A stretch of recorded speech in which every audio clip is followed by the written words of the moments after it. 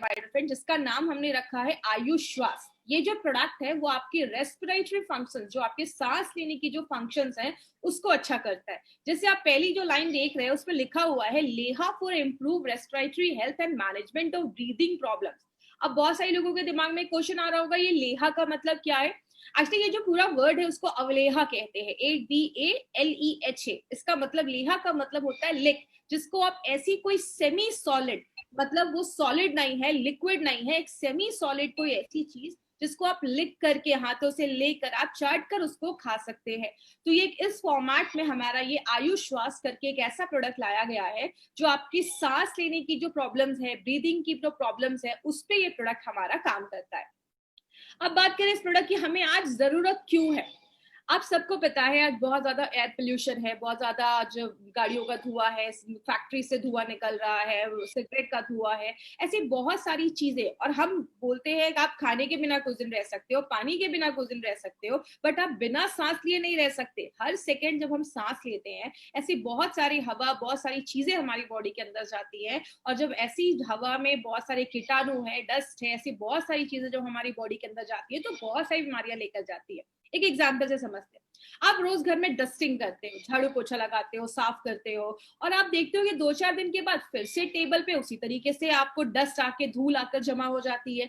हम टेबल को तो रोज साफ कर सकते हैं, क्या हम अपने फेफड़ों को, अपने लंग्स को साफ कर सकते हैं? तो आंसर आता है नहीं। जैसे आपने बहुत सारे केसेस सुने होंगे, ये किसी फैक्ट्री में काम करते हैं और बहुत ज्यादा जब धुआं, ये सब धूल जब अंदर जाता है तो बहुत सारे लोगों को ऐसी ब्रीदिंग प्रॉब्लम होना स्टार्ट हो जाती है, क्योंकि हर सेकंड ऐसे बहुत सारी चीजें हमारी बॉडी के अंदर जा रही है, जिसकी वजह से क्या होता है, बहुत सारी एयरबॉर्न डिजीजेस। एयरबॉर्न का मतलब हवा से जो बीमारियां उत्पन्न हो रही हैं, जो हमारी बॉडी में आ रही हैं, उनको हम एयरबॉर्न डिजीजेस कहते हैं। बहुत सारे बैक्टीरिया, वायरसेस पे जाते हैं, जिसकी वजह से बहुत सारे हेल्थ डिसऑर्डर्स आज लोगों में देखने को मिल रहे हैं। लेकिन अगर बात करें इसके सिम्टम्स क्या है, आपको कैसे पता चलेगा कि आपको कुछ ऐसा प्रॉब्लम स्टार्ट हो चुका है? सबसे पहला जो सिम्टम, सबसे कॉमन सिम्टम देखा जाता है, आप सीढ़ियां चढ़ रहे हैं और आप बहुत ज्यादा हांफने लग रहे हैं, थोड़ी सीढ़ियां चढ़ रहे हैं और आप थक रहे हैं, आपको बहुत ज्यादा थकान हो रही है, या आप हल्का सा एक्सरसाइज भी कर रहे हैं तो आपको बहुत ज्यादा आप थकान हो रही है, आप थकान महसूस कर रहे हैं, आप हांफ रहे हैं। तो ये कुछ सिम्टम्स हैं। दूसरा एक सिम्टम है जिसको हम एलर्जिक ब्रोंकाइटिस भी कहते हैं। अब कुछ लोग नाम सुनकर बोलेंगे अरे ये तो बहुत बड़ी बीमारी लग रही है, लेकिन इसको मैं बहुत सिंपल शब्दों में आपको मैं समझाती हूँ। स्क्रीन पे आपको 3 पिक्चर्स दिख रहे होंगे। जो बीच वाली पिक्चर है उसमें आप देख रहे हैं 2 फेफड़ों की फोटो है, लंग्स की फोटो है। उसमें बहुत सारे छोटे छोटे ट्यूब बने हुए हैं। ये जो ट्यूब है आपके लंग्स में पूरा जो ऑक्सीजन है, हवा जो है, वहां तक पहुंचाने में, ऑक्सीजन पहुंचाने में मदद करती है। ये जो ट्यूब होते हैं उनको हम ब्रोंक्यूल्स कहते हैं। इसी ट्यूब में अंदर जब कोई इन्फ्लेमेशन या स्वेलिंग हो जाती है, अब एक चीज, एक छोटा सा टर्म याद रखिएगा, जब भी आप कोई बीमारी के पीछे आइटिस सुनते हैं, ब्रोंकाइटिस, राइनाइटिस, आर्थराइटिस, आइटिस का मतलब होता है इन्फ्लामेटरी डिजीज, मतलब उस एरिया में इन्फ्लामेशन, सूजन, स्वेलिंग, इन्फेक्शन हो गया है, उसको हम कहते हैं। अगर ये हमारे फेफड़ों के ट्यूब में हो गया है तो हम उसको ब्रोंकाइटिस कहते हैं। आपने सांस लिया, कोई ऐसी चीज आपके फेफड़ों में अंदर गई, उस ट्यूब को उसने वहां पे सूजन कर दिया, स्वेलिंग कर दिया, तो हम उसको एलर्जिक ब्रोंकाइटिस कहते हैं। तो कोई बड़ी चीज नहीं है, लेकिन ये जब ज्यादा, अगर आप इस पे ध्यान नहीं दे रहे, बहुत दिनों से आपको खांसी कफ लगा रह रहा है, तो आगे चलकर ये सीरियस प्रॉब्लम में भी बदल जाता है। ऐसे केस देखा जाता है जब हमारे नाक के अंदर की जो लाइनिंग होती है, नाक के अंदर की जो परत होती है, अगर उसमें सूजन आ जाए, इन्फ्लेमेशन आ जाए, स्वेलिंग हो जाए, तो उसको राइनाइटिस कहते हैं। नाक से बहुत ज्यादा पानी निकलने लगता है, रनी नोज होने लगता है, आपको मतलब बहुत ज्यादा छींक आने लगती है, स्नीजिंग होने लगता है, छींक आती है। तो ये सारे सिम्टम्स हैं जो बताते हैं कि कहीं ना कहीं शुरुआत हो चुकी है। ये बेसिक सिम्टम्स आपको मैं यहाँ पे शेयर कर रही हूँ। अब इसके रीजंस क्या देखे गए? सबसे पहला रीजन है एलर्जी। एलर्जी क्या है, एक सिंपल से एग्जांपल से समझाती हूँ। एलर्जी में होता क्या है, हमारी बॉडी में बहुत सारे कोशिकाएं ऐसी होती जिनको हम मास्ट सेल कहते हैं। अब कुछ लोगों के लिए नया शब्द रहेगा, लेकिन बस कॉन्सेप्ट को समझिएगा। ये आपके बॉडी में गेट कीपर, ये मतलब सिपाही जैसा काम करते हैं, आपके गेट कीपर जैसे काम करते हैं। जैसे आप इस फोटो में देख रहे हैं, ये मास्ट सेल जो है, ये गोल सी चीज है मास्ट सेल। जैसे इस पे बाहर से कोई कीटाणु हमला करता है, ये जो मास्ट सेल होता है वो रिएक्ट करता है और फूट जाता है, और जैसे ये बर्स्ट करता है, फूटता है, आप लाल सी चीज देख रहे निकल रही है, इसको हम कहते हैं हिस्टामाइन। ये जो हिस्टामाइन है, जब ये निकलता है तो हमारी बॉडी में एलर्जी होता है। आपने देखा होगा जिन लोगों को धूल से एलर्जी है, जैसे ही नाक के पास धूल जाती है वो छींकने लगते हैं, क्योंकि हिस्टामाइन जो होता है वो रिलीज हो जाता है। दूसरी चीज है, जब आपके फेफड़े कमजोर होने लगते हैं, जब आपके फेफड़ों में अच्छे से ऑक्सीजन नहीं पहुंच पाएगा, तो आपके जो फेफड़े होते हैं, लंग्स होते हैं, वो वीक होने लगते हैं, कम काम करते हैं, आपके फेफड़े उतने मजबूत नहीं रहते, जिसकी वजह से आपको ये सांस लेने में प्रॉब्लम देखी जाती है। और बहुत सारे केसेस में जेनेटिक रीजंस भी होते हैं, मतलब पेरेंट्स को अगर कोई प्रॉब्लम है तो आप पे भी पास ऑन होने के चांसेस हो जाते हैं। जैसे बहुत सारे केसेस में देखा होगा, फैमिली में अस्थमा चल रहा है तो बच्चे को भी अस्थमा की प्रॉब्लम देखी जा रही है, तो कुछ जेनेटिक रीजंस भी देखे जाते हैं। लेकिन हम इसमें बहुत सारे लोग जब इससे सफर कर रहे होते हैं तो उसमें क्या क्या सोल्यूशन वो लेते हैं या क्या क्या चीजें यूज करते हैं। सबसे पहला देखा जाता है, जिनको मेनली अस्थमा वगैरह की प्रॉब्लम होती है, वो इनहेलर्स जैसी चीजें होती है जिनको यूज करते हैं। इनहेलर्स हम सबको पता है। दूसरी चीज एंटी हिस्टामाइन। ये एंटी हिस्टामाइन क्या है? आपके बॉडी में एलर्जी के टाइम पे, अभी मैंने बताया कि हिस्टामाइन रिलीज होता है। जब वो मास्ट सेल, जो वो कोशिकाएं होती है, जब वो फूटती है तो हिस्टामाइन रिलीज होता है। तो मार्केट की जो दवाइयां क्या करती हैं, वो जो हिस्टामाइन निकल रहा है उसको ही साफ करने का काम करती है। एक एग्जांपल से समझते हैं। आपके घर का कोई नल टूट गया है, उससे पानी निकल रहा है, तो आप क्या कर रहे हो? नल को रिपेयर नहीं कर रहे हो, नल को बंद नहीं कर रहे हो, आप बस पानी साफ कर रहे हो। तो इसका नतीजा क्या होगा? जिंदगी भर पानी साफ करना पड़ेगा, क्योंकि हम नल को बंद नहीं कर रहे हैं। यही हमारी बॉडी में होता है। मार्केट की जब हम ऐसी मेडिसिन खाते हैं तो वो क्या कर रहे हैं? जो हिस्टामाइन निकल रहा है उसको ही साफ कर रहे हैं, वो मास्ट सेल को फूटने से नहीं रोक रहे हैं। इसीलिए जिंदगी भर ऐसी दवाइयां लोगों को खानी पड़ती हैं जिनको कोई ऐसी एलर्जी होती है। तो ये एंटी हिस्टामाइन का मतलब ये होता है। जब हमें कुछ प्रॉब्लम होती है, हम एंटीबायोटिक्स खाना स्टार्ट कर देते हैं। और एक प्रोसेस है जिसको हम न्यूबलाइजेशन भी कहते हैं। इसमें जैसे आप इस फोटो में देख रहे हैं, एक छोटी सी बच्ची ने नाक के ऊपर एक ऑक्सीजन जैसा एक चीज लगा के रखा, ऑक्सीजन मास्क जैसा एक चीज लगा के रखी है। जैसे एग्जाम्पल से समझिए, आप परफ्यूम की बोतल को जब आप स्प्रे करते हैं तो आप देखते हैं एक मिस्ट, एक पानी की जैसा फुहारे जैसी चीज आपकी बॉडी में आती है। यही जो हमारा ये जो नेबुलाइजेशन जिसको हम बोलते हैं, ये एक मिस्ट के जैसा आपकी जो मेडिसिन होती है, वो आपके सांस जब आप उसको लेते हैं तो आपके लंग्स में, फेफड़ों में जाती है। जैसे बहुत सारे तरीके हैं जो लोग आज यूज करते हैं जब उनको ऐसी ब्रीदिंग प्रॉब्लम देखी जाती है। लेकिन ये सारी जो प्रॉब्लम्स है बहुत में, ये जो सारे सोल्यूशन है ये बहुत महंगे होते हैं, बहुत खर्चा हो जाता है। जब बहुत सारे लोग जो ऐसे इनहेलर्स या एंटीबायोटिक्स, ये सब मेडिसिन थोड़ी महंगी होती है। लंबे समय तक लिया तो बहुत सारे लोगों को लिवर में प्रॉब्लम होना स्टार्ट हो जाती है, ज्यादा मेडिसिन खाने से किडनी डैमेज होने के चांसेस होते हैं, और हैबिट फॉर्मिंग हो जाता है, मतलब आदत पड़ जाती है। जब तक ऐसी मेडिसिन नहीं खाएंगे, एलर्जी से आपको रिलीफ नहीं मिलेगा, सांस लेने में तकलीफ होने लगेगी। तो ये सारी जो प्रॉब्लम्स हैं ये देखी जाती हैं। अगर बात करें, आयुर्वेदा के पास एक्सीलेंट सेट ऑफ हर्ब्स है, मतलब ऐसी जड़ी बूटियों का सेट है जो आपके रेस्पिरेटरी जो इश्यूज है, सांस लेने का जो सिस्टम है, उसको नेचुरल तरीके से काम करता है। उसी आयुर्वेदा को, साइंस को यूज करके हमारी कंपनी ने एक एक्सीलेंट प्रोडक्ट बनाया है जिसका नाम हमने आयुष श्वास रखा है। आयुष श्वास का मतलब क्या है? आयु आपकी तभी अच्छी होगी जब आपका श्वास अच्छा होगा। जैसे मैंने आपको पहले बताया, खाने के बिना, पानी के बिना रह सकते हैं, बट सांस लिए बिना हम नहीं रह सकते। तो आपके सांस को अच्छा रहना बहुत ज्यादा जरूरी है। तो आपकी आयु अच्छी होगी अगर आपका सांस लेने का जो सिस्टम है, रेस्पिरेटरी जो फंक्शन है, सांस लेने की जो प्रक्रिया है, वो अगर अच्छी काम करेगी। तो उसके ऊपर हमारी कंपनी एक एक्सीलेंट प्रोडक्ट लेकर आई है जिसका नाम आयुष श्वास रखा गया है। अब आयुष श्वास में हमने 15 ऐसे एक्टिव जड़ी बूटियां डाली हैं, और सारी को मैं अभी डिटेल में आपको एक्सप्लेन करूंगी, तो अब यहां से थोड़ा सा ध्यान दीजिएगा। सबसे पहले जो हमने चीज डाली है वो है मुनक्का एंड सिरसा। ये दो जड़ी बूटियां, ये जो दो चीजें हमने डाली हैं, ये पहली बार इंडिया में ऐसा एक कॉम्बिनेशन यूज किया गया है। और आपको बता दूं, मुनक्का हम सबको पता है, जो ग्रेप्स होते हैं, अंगूर होते हैं, वो बेस्ट क्वालिटी के जो अंगूर होते हैं उसको सुखा के ये मुनक्का बनाया जाता है। अब मुनक्का के आगे एक लाइन देख के आप देख रहे होंगे DRFR लिखा हुआ है। इसका मतलब क्या है? ड्राइड फ्रूट्स, मतलब सूखा हुआ फ्रूट है। आप एक चीज अगर नोटिस करते होंगे, हमारे हर एक प्रोडक्ट के ऊपर जो जड़ी बूटियां डाली गई हैं उसके आगे हम उसमें कौन सा पार्ट यूज करते हैं वो भी हमने लिखा हुआ है। आपको पता है, जब हमने ये लिखना स्टार्ट किया था, at that time it was not legally required, government of India का ये कानून नहीं था, बट अब ये बन चुका है। हमारी कंपनी नारायण सर बहुत सालों से ये लिख रहे हैं क्योंकि उनको पता है कि क्या रूल्स एंड रेगुलेशंस है। तो इसीलिए अगर बात करें मुनक्का और सिरसा जो है, सिरसा में हम बार्क यूज करते हैं, मतलब जो तना होता है, स्टेम होता है, उसका जो खाल होता है वो हम यूज करते हैं। अब ये किस चीजों में हेल्प करता है? ये माइक्रो सर्कुलेशन में हेल्प करता है आपके फेफड़ों में। अब माइक्रो सर्कुलेशन का मतलब क्या? माइक्रो मतलब छोटा, सर्कुलेशन का मतलब आपके फेफड़ों के हर छोटी से छोटी जगहों पे ऑक्सीजन पहुंचाने का अच्छे से काम करता है। रैपिड एनहांसमेंट ऑफ इम्यूनिटी का मतलब होता है आपकी प्रतिकार शक्ति, बीमारियों से बढ़ने की ताकत को बहुत ही तेजी से बढ़ाने में मदद करता है। आपकी जो लंग्स की कोशिकाएं हैं, जो टिश्यू है, लंग्स की जो टिश्यू है, कोशिकाएं है, उसको मजबूत करने में मदद करता है। और सिरसा, मुनक्का और सिरसा को एक साथ जब डाला जाता है, सिनर्जिस्टिक तरीके से वो काम करता है, एक साथ जब डालते हैं तो वो एंटी एलर्जी का भी काम करता है। और इसमें आपको मेन पॉइंट यही याद रखना है कि पहली बार ऐसा कोई कॉम्बिनेशन इंडिया के किसी भी प्रोडक्ट में यूज किया गया। अब हम बात करते हैं कंटकारी और वसा के बारे में। कंटकारी और वसा क्या करता है? आपका जो बलगम बना है, कफ जो बना है, उसको लूज करता है, मतलब उसको पतला करता है, और आपके कफ को बॉडी से बाहर निकालने में मदद करता है, उसको बाहर करता है। और तीसरी चीज क्या है? जब आप सांस लेते हैं, एक पाइप के द्वारा जो हवा है वो हमारी बॉडी के अंदर जाती है।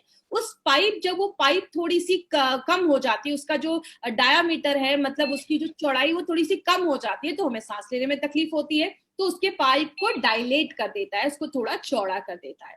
मुलेठी और जो दारू हरिद्रा है, मुलेठी के आगे आप फिर देख रहे होंगे आरटी लिखा है, मतलब उसका जड़, रूट यूज किया गया है, और दारू हरिद्रा का हमने स्टेम यूज किया है। तो जो दारू हरिद्रा और मुलेठी है वो भी आपकी इम्यूनिटी को बढ़ाने में मदद करता है, और अगर कोई इन्फेक्शन है, कोई इन्फेक्शन हुआ है, उससे बचाने में मदद करता है। और जो भी आपको पता है, हमारे मुंह में सलाइवा होता है और बॉडी म्यूकस बनाता है, इन दोनों को बना के जो कफ होता है, आपने देखा होगा कभी कभी हमें बहुत ज्यादा कफ होने लगता है, क्यों? बॉडी में जो भी बैक्टीरिया या वायरस गया है, उसको कफ वो क्या करता है, उसके अंदर उसको पकड़ लेता है और आपके कफ के द्वारा उसको बाहर निकालने में मदद करता है। जटामांसी क्या करता है? आरजेड का मतलब राइजोम होता है, ये भी एक पार्ट होता है एक पौधे का। जैसा आपको पता है, every herb has got 41 parts, हर एक जड़ी बूटी के 41 पार्ट्स होते हैं। इसीलिए अगर आप कोई और पार्ट जटामांसी का डालेंगे तो शायद वैसा रिजल्ट ना हो, इसीलिए हमारे हर एक प्रोडक्ट पे कौन सी जड़ी बूटी का कौन सा भाग डाला गया है, वो हर एक चीज उस पर लिखी जाती है। अब ये जटामांसी क्या करता है? आपने एक चीज महसूस की होगी, जब आपको बहुत ज्यादा खांसी हो रही है, आपके नाक बंद है, आपको सांस लेने में तकलीफ हो रही है, तो दिमाग शांत नहीं रहता है। तो जटामांसी क्या करता है? उस टाइम पे आपके दिमाग को शांत करता है, कफ को कम करता है। इला और जसात पाउडर क्या करता है? अगर कोई बैक्टीरिया का इन्फेक्शन हुआ है, क्योंकि आपको पता है हर सेकंड बहुत सारे बैक्टीरिया हमारे शरीर के अंदर जाते हैं, तो बैक्टीरिया के भी इन्फेक्शन को खत्म करता है। मधु के बारे में बात करें तो मधु आपके गले को सूद करता है, और जो भी हम जड़ी बूटियां अपने प्रोडक्ट में डाल रहे हैं, उसकी जो खासियत है, जो गुडनेस है जड़ी बूटियों की, वो आपके फेफड़ों तक ले जाने में मदद करता है। और लास्ट में एक बहुत ही अच्छी चीज इसमें हमने डाली है, जिसको हम त्रिकटु कहते हैं। त्रिकटु नाम ही बताता है आपको, त्रिकटु एक ऐसी चीज, ये त्रिकटु क्या है इसको हम थोड़ा सा डिटेल में समझेंगे। त्रिकटु एक ऐसा हर्बल फॉर्मूला है जो बहुत सालों से यूज किया जा रहा है, और बोला जाता है कि त्रिकटु जब मेडिसिन में या किसी चीज में डाला जाता है, तो और भी जो जड़ी बूटियां उसके साथ हैं, उसकी बायो अवेलेबिलिटी को, मतलब उसके एब्जॉर्प्शन की क्षमता को, यूज करने की जो क्षमता है, उसको बढ़ा देता है। त्रिकटु में बेसिकली 3 ऐसी चीजें डाली जाती हैं। एक होता है हमारा सुंठी, जिसको हम सौंठ भी कहते हैं, या अगर बात करें ड्राइड जिंजर, जो अदरक होता है उसको सुखा के जो बनाया जाता है, सौंठ भी कहते हैं, सुंठी भी कहते हैं, ड्राइड जिंजर होता है। दूसरी चीज होती है मरीचा, जिसको हम काली मिर्च भी कहते हैं। मरीचा जो होता है ये भी एक तरीके का एक त्रिकटु में एक दूसरा इंग्रेडिएंट माना जाता है। और तीसरे जो होता है वो होता है पीपली। पीपली भी एक त्रिकटु का एक तीसरा इंग्रेडिएंट माना जाता है। तो ये जो 3 चीजें हैं, इनकी ना पोटेंसी बहुत हाई होती है, मतलब इनकी जो क्षमता होती है वो बहुत हाई होती है। तो जब आप इसको लेते हैं तो ये क्या करता है, आपकी बॉडी में एक हीट प्रोड्यूस करता है, और आपका जो डाइजेस्टिव सिस्टम है, डाइजेस्टिव जूस बनना स्टार्ट हो जाता है। इसीलिए अगर बात करें तो त्रिकटु में ये 3 चीजें डाली जाती हैं, जो और जड़ी बूटियों की जो बायो एबिलिटी है उसको इंक्रीज कर देता है। और इसमें हमने जावित्री भी डाला है। अब बात करें, ये जो तीनों चीजें हैं, मैंने आपको इसकी इन्फॉर्मेशन भी बताई कि इसका क्या काम है, ये और भी चीजों की बायो एबिलिटी को इंक्रीज कर देता है। अब जो लास्ट चीज हमने इसमें डाली उसको हम शर्करा कहते हैं, केन शुगर। अब यहाँ पे एक चीज याद रखिएगा, ये बहुत ही जरूरी चीज है। क्यों जरूरी है? जब हमें सांस लेने में तकलीफ हो रही है, बहुत ज्यादा कफ हो गया है, आपको बहुत ज्यादा तकलीफ हो रही है, उस टाइम पे बॉडी को ज्यादा एनर्जी की जरूरत होती है। वो एनर्जी हमें शर्करा प्रोवाइड करता है, क्योंकि सांस लेने में उस समय हमें एनर्जी की जरूरत पड़ती है, जो हमारा ये देता है। अब इसमें आपको क्या क्या याद रखना है? सबसे पहले नोवेल्टी क्या है आयुश्वास की? मुनक्का एंड सिरसा, जो मैंने आपको बताया आपके सांस लेने की जो तकलीफ है उसको अच्छा करता है। आपके जो फेफड़े है उसको, उसकी जो जो कार्य करने की जो क्षमता है उसको बढ़ाता है। और पहली बार ऐसा कॉम्बिनेशन हमारी कंपनी लेकर आई है। बहुत अलग तरीके से काम करता है, एलर्जी से लड़ने में मदद करता है, जो कफ वगैरह है उसको बाहर करता है, आपके दिमाग को शांत करता है, आपकी जो विंड पाइप है जिससे हवा हमारे शरीर के अंदर जा रही है उस पाइप को थोड़ा सा लूज करता है, तो आपको सांस लेने में उतनी तकलीफ नहीं होती है, और आपको इम्यूनिटी प्रोवाइड करता है, आपको बीमारियों से लड़ने की ताकत को भी अच्छा करता है, और आपके गले को आराम देता है, सूदिंग एक्टिविटी का भी काम करता है। और एक इंपॉर्टेंट चीज याद रखिएगा, इसमें कोई भी स्टेरॉइड्स नहीं डाला गया है, तो आपको कभी भी ऐसा कोई हैबिट फॉर्मिंग या ऐसी कोई आदत आपको नहीं लगेगी। अब इसको लेना कैसे, इसके ऊपर कुछ खास ध्यान दीजिएगा। डायरी पेन प्लीज निकाल कर रखिएगा, क्योंकि अब इंपॉर्टेंट चीजों के ऊपर हम बहुत ज्यादा बात करने वाले हैं। इसको आप कभी भी ले सकते हैं, गर्म पानी या गर्म दूध। अब गर्म को थोड़ा सा मैं आपको डिटेल में बात करूंगी। गर्म मतलब ये नहीं कि बॉइलिंग वाटर एकदम आप यूज कर रहे हैं या बॉइलिंग मिल्क यूज कर रहे हैं, और ना ही आपको ल्यूक यूज करना है, ल्यूक वार्म जिसको हम कहते हैं। हल्का भी गर्म नहीं होना चाहिए और आपका खौलता भी नहीं होना चाहिए। जैसे हम चाय पीते हैं जितना गर्म होता है, जिसको आप सिप सिप करके पी सकते हैं, तो आपको क्या करना है, 1 से 2 टेबल स्पून मतलब 10 से 20 ग्राम, आपको ये च्यवनप्राश जैसा ही एक है, सेमी लिक्विड में आता है, इसको आपको लेना है। और सुबह शाम, सुबह उठते हैं 10 से 20 ग्राम, एक कप में दूध लिया, एक कप अच्छे से दूध या गर्म पानी लिया, 10 से 20 ग्राम उसमें अपना आयुश्वास डाला, उसको अच्छे से मिक्स किया, और सुबह शाम आपको बिफोर फूड आप लेंगे तो आपको ज्यादा अच्छे रिजल्ट्स मिलेंगे। 10 साल से कोई छोटा बच्चा है तो प्लीज उनको हमें ये नहीं देना है। तो ये क्या करेगा, अगर गले में कुछ आपको इरिटेशन हो रही है, बहुत ज्यादा खिचखिच जिसको हम कहते हैं, खिचखिच हो रही है गले में, आपने बहुत सारे ऐड देखे होंगे, और आपकी जो रेस्पिरेटरी सिस्टम है उसको अच्छा रखने में मदद करेगा। बात करें इसमें क्या चीजों पे आपको ध्यान देना है। सबसे पहले आप ये क्वेश्चन मुझे बार बार फिर नहीं आज पूछिएगा, प्रेग्नेंट लेडी लैक्टेटिंग मदर के लिए ये प्रोडक्ट बिल्कुल भी नहीं है। तो ये प्रेग्नेंट लेडी और लैक्टेटिंग मदर को नहीं देना है। अगर कभी किसी को ब्रीदिंग प्रॉब्लम ज्यादा है तो आपको मैक्सिमम 3 महीने, मिनिमम 3 महीने तो आपको लगेंगे, और मिनिमम 3 महीने तक आपको ये प्रोडक्ट लगातार आप ले सकते हैं। तो प्लीज ये चीज याद रखिएगा। दूसरी चीज, अगर कभी किसी को ऐसा हो कि अभी अचानक से कुछ दिन पहले से बहुत ज्यादा सर्दी खांसी ऐसी हो रही है, बहुत ज्यादा कफ हो रहा है, सांस लेने में तकलीफ हो रही है, तो आप इमीडिएट इस प्रोडक्ट को स्टार्ट कर सकते हैं, और 2 हफ्ते तक लगातार आप इस प्रोडक्ट को लीजिए। अगर लगता है कि कुछ रिजल्ट आई है तो एक बार डॉक्टर से कंसल्ट कर लीजिए, क्योंकि 2 हफ्ते में आपको अच्छा खासा रिजल्ट मिलना स्टार्ट हो जाएगा।